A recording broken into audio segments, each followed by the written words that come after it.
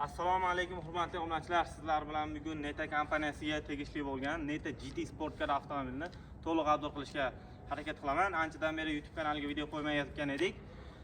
Agar obzorimiz yoqqan bo'lsa, kanalimizga podpiska va like tugmasini bosishni unutmang. Biz bo'lmasam obzorda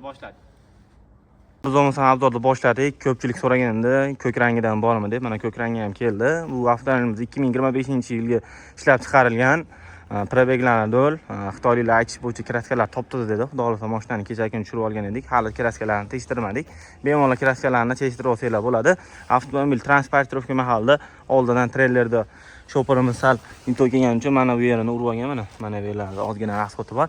Bitta shuni to'g'rilab tasanglar bo'ldi. Birinchi bo'lim narxiga to'xtalib o'tamiz. Bunisining narxi $30,000, bunisining narxi esa $23,500 beraveramiz. Ushbu avtomobillarimiz 530 kilometrgacha masofani bosib o'ta oladi. Ot kuchi esa 490 ta, 0 dan 100 gacha esa 307 sekundda tezlasha oladi. Batareyka sig'imi 68 kW. Ko'rib turganingizdek Michelin ballonlarda 19 diskada. Tormozlarni ham ko'rib turganingizdek Brembo tormoz degan bo'ladi. Tormozlar juda ham sistemalar yaxshi. 0 dan 100 gacha avtomobilimiz 307 sekundda tezlasha oladi. Xo'p, orqalarini ham ko'rib turibsizlar. Juda ham sportivniy ishlangan ushbu avtomobillarimiz narxiga nisbatan menimcha zo'r deb o'ylayman. Shaharda yurishga ham ancha qulay avtomobil. Ichki salonlarni sizlarga qisqacha to'xtalib o'taman. Ichki saloni bu oq rangda, ko'rib turganingizdek dizayni juda ham chiroyli ishlangan. Bu ikkita eshiklik. Eshigini ko'rib turganingizdek, eshigi ham kengligi juda ham katta. Bismillah, avtomobilning ichiga o'tirib oldik. Ko'rib turganingizdek, atiga 45 km masofani bosib o'tgan bunisi. Holati idealniy turibdi mashinani. Ko'rib turibsiz, monitorlari ham juda ham katta. Bundan tashqari avtomobilimizda Abdov Abagrev 360 gradusli kamera hammalari bor. Polniy panorama tom. Bu gazli emas, oddiy shunchaki panorama tom. Orqa o'rindiqlari ham bor. Orqa o'rindiqlarga o'tish uchun esa mana bu yerda avtomobilimizda tugmasi bor. Polniy sidina bu tomonga suriladi. Endi bu orqa tomoni faqat yosh bolalar uchun mo'ljallangan, yosh kattalar uchun mo'ljallanmagan. Bismillah. Mana shundoq qilib chiqiladi avtomobilimizga. Chiqqaningizdan keyin orqada mana buni tugmasini yana qayta ezasiz. Oldidagi odam mana shu holatga sidina kelsa, ozgina siz tusilib qolasiz. Shuni hisobiga orqaga faqat yosh bolalar uchun mo'ljallangan. Lekin bu avtomobilni olgan odam menimcha ancha shaharda bitta bo'lib yurasizlar.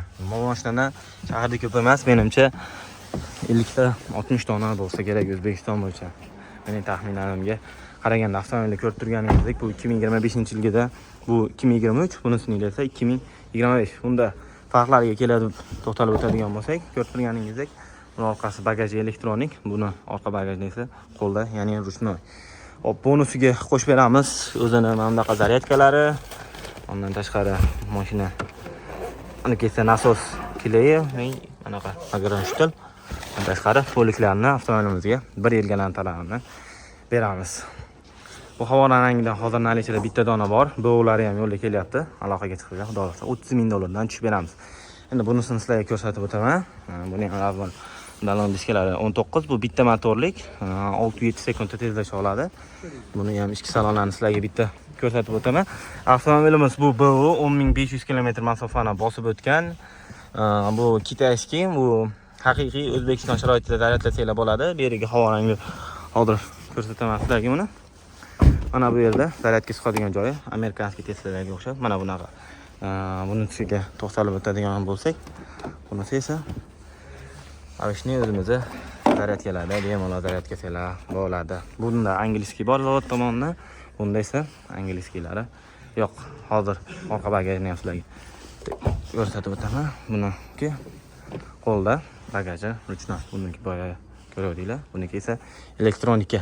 Ko'rib turganingizdek, orqa bagajlari ham anchagina keng. Bu avtomobilimizda 200 dan oshiq ot kuchi bor. Bu yili 2023.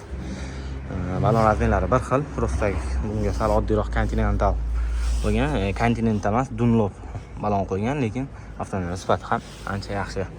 Hop, ichki salonni sizlarga yana boshqatdan ko'rsatib o'taman. U bilan bir xil. Buni endi rangini pushti desanglar ham bo'ladi, hameleon desanglar ham bo'ladi. Buni ko'rib turganingizdek, bunda ham panorama bor bunda, lekin angliskiy yo'q. Bu eksport uchun, beriginisi eksport uchun chiqqan, bunisi Xitoyda o'zi uchun chiqqan varianti. Shuni hisobiga zaryadkalarda farq bor, atak mashinaning ikkosi ham bir xil. Mana hozir buni tushyapmiz. Xo'sh, avtomobillar agar obzorimiz yoqqan bo'lsa, albatta podpiska, like tugmasini bosishni unutmang. Agar avtomobil kerak bo'lsa, pastda nomerlar yozib qoldiramiz. Bemalol aloqaga chiqa olasizlar. Sog' bo'linglar, salomat bo'linglar.